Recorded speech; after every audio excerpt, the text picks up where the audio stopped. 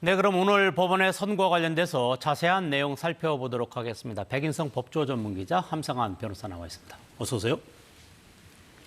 자, 먼저 백 기자에게 물어보겠습니다. 우선 일단 오늘 이제 선고 예정돼 있는데 2시 10분부터 이제 얼마 남지 않았습니다. 어떻게 법원의 선고 일정 어떻게 되는지 설명해 주시죠. 네, 일단 1시 45분부터 2시까지는 다른 사건의 선고가 있기 때문에 네. 오늘 오후 2시 10분부터 서울중앙지법에서 김건희 여사에 대한 자본시장법 위반 등 혐의에 대한 1심 선고가 진행이 될 예정입니다. 네. 헌정사상 처음으로 전직 영부인이 이 구속 상태로 재판을 받는 재판인데 지난해 8월 기소된 지 5달 만에 1심 선고입니다. 김 여사는 지난해 11월 불구속 상태로 재판을 받게 해달라면서 오늘 선고와 함께 이 구속 유지 여부도 결론이 날 걸로 보이고요. 앞서 전해드린 것처럼 결과에 따라서는 전직 대통령 부부가 모두 실형에 처해지는 결과가 나올 수가 있습니다. 지금 이제 오늘 2시 10분부터 법원 선고 장면이 생중계될 예정인데 이 결정, 이거 어제 나온 거죠? 네, 어제 조금 늦게 나왔는데요. 김 여사에 대한 선고에 대해서 이 중계 결정이 나오면서 KBS 1TV를 비롯한 각 방송사에서 실시간으로 전달이 될 예정입니다. 네. 이 사건들이 진행이 되기 시작하면 2시 10분, 그러니까 재판부의 입정 이후부터 중계가 될 예정인데요. 재판부가 어제 오후 생중계를 허가를 했습니다만 자세한 사유는 밝히지 않았습니다. 네. 그동안 전직 대통령들에 대해서만 생중계가 허용이 됐었는데 며칠 전 한덕수 전 국무총리에 이어서 이번에는 김건희 여사까지 촬영이 허용이 되면서 이 공직자가 아닌 사람도 이제 촬영이 허가되는 전례를 남기게 됐습니다. 네, 그렇군요. 앞서 법원 출입하는 김 기자가 김건희 여사 혐의 관련돼서 몇 가지 설명을 했는데 백 기자, 이 내용 좀 자세히 살펴주시죠. 네, 조금 더 자세히 설명드리겠습니다. 네. 김 여사에 대한 공소 사실은 크게 세 갈래입니다. 먼저 자본시장법 위반 혐의인데요. 예. 2010년부터 2012년까지 권오수 전 도이치모터스 회장 등이 주도한 이 도이치모터스 주가 조작에 공모 내지 방조해서 8억여 원의 이익을 얻었다는 혐의가 하나 있고요. 두 번째로 정치자금법 위반 혐의. 2021년 그 대선과 국회의원 재보궐선거 당시에 명태균 씨로부터 2억 7천만 원 상당의 무상 여론조사를 받는 대가로 국회의원 보궐선거에 개입해서 이 공천에 개입했다는 의혹입니다. 네. 마지막으로 특가법상 알선 수재 혐의인데 이른바 건진법사 전성배 씨를 통해 통일교 측에서 약 8천만 원 상당의 금품을 수수하고 이 현안 청탁을 받은 혐의입니다.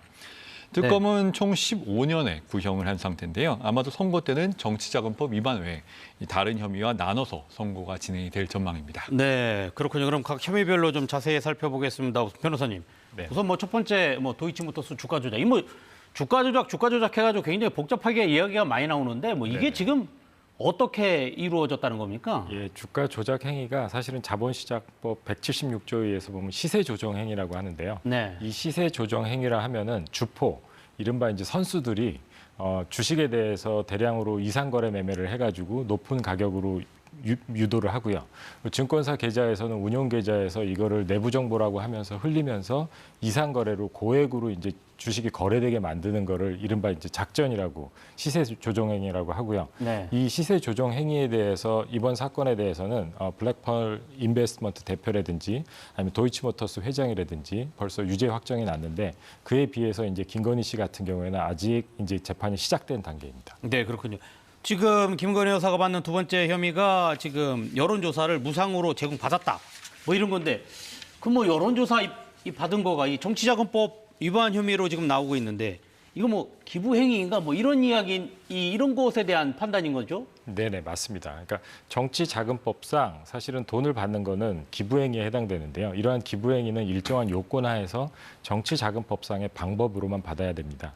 근데 이런 기부행위는 사실 보면은 조문에 의해서 굉장히 폭넓게 인정되고 있고요. 그래서 직접적으로 보면 소요되는 비용을 대신 부담하거나 아니면 채무를 면제하거나 이런 것뿐만이 아니라 직접적으로 그 밖에 이익을 제공하는 모든 행위를 다 기부행위로 보고 있거든요. 네. 그래서 무상의 여론조사를 했다. 이런 부분에 있어서도 기부행위로 포섭될 가능성이 높다고 생각하고요.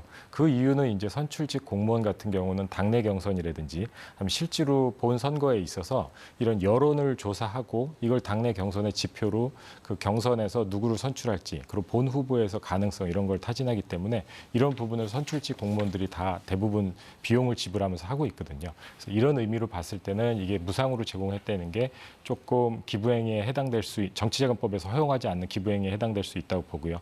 단 이에 대해서 이제 김건희 씨 측에서는 이거를 일방적으로 명태균 씨가 제공했다. 그리고 이 부분에 대해서는 사실은 무상의 이익이 있다, 가치가 없다 이렇게 주장하고 있는 네. 입장입니다. 지금 보면 이제 또 다른 혐의 하나가 이제 통일교에서 금품을 수수했다는 건데 이거 뭐 처음에 샤넬백 같은 경우에는 받지 않았다. 그렇게 이제 김건희 씨 얘기했다가 네네. 결국에 받았다. 네네네. 본인이 얘기했는데 네네. 뭐 이거 이렇게 해서 뭐 이 지금 관련 의혹, 뭐 물품과 관련돼서 이것을 인정한 것은 이거 하나인 것 같은데 어떻게 되는 겁니까? 예, 이 부분은 이제 특가법상 알선수재에 해당하느냐 안 하느냐 여부를 가지고 논의를 하는데요. 네. 사실 보면 특가법상 알선수재를 하면 공무원의 직무에 관해서 알선을 하는 거를 이제 처벌하는 범죄인데요. 그러려면 뭔가 금품이나 이익이 주고 갔어야 되는데 여기서는 통일교에서 윤성호 본부장이 김건희 씨한테 직접 준 게 아니라 이 중간에 있는 건진법사 를 통해서 전성배 씨를 통해서 줬다고 했는데 처음에 이 사건이 전개될 와중에서는 사실은 건진법사로부터 받은 적이 없다라고 얘기를 했었는데요. 네. 추후에 이제 자백을 하면서 의견을 바꿔가지고 샤넬백 2개 2천만 원 상당에 대해서는 내가 받았고 다만 이제 그래픽 그 다이아몬드 목걸이에 대해서는 뭐 내가 받지 않았다 이렇게 부인하고 있는 입장입니다.